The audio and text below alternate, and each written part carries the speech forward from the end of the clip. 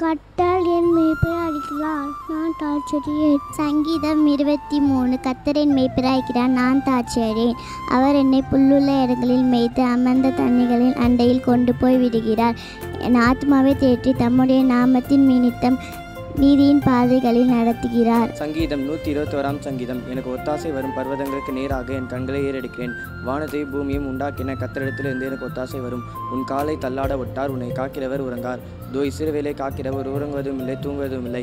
கர்த்தர் உன்னை காக்கிறவர். கர்த்தர் உன் வலது பக்கத்திலே உனக்கு நிழலாயிருக்கிறார். பகலிலே வெயிலாகிலும் இரவிலே நிலவாகிலும் உன்னை சேதப்படுத்துவதில்லை. கர்த்தர் உன் எல்லாத்தையும் விலக்கி காப்பார், அவர் உன் ஆத்துமாவை காப்பார். கர்த்தர் உன் போக்கையும் உன் வரத்தையும் இது முதற்கொண்டு என்றைக்கும் காப்பார். சங்கீதம் 23.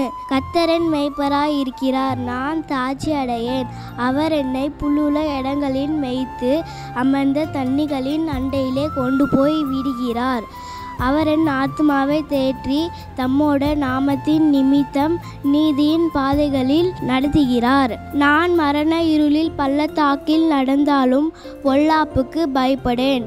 தேவரீர் என்னோட கூட இருக்கிறீர். உமது கோலும் உமது தடையும் என்னை தேற்றும்.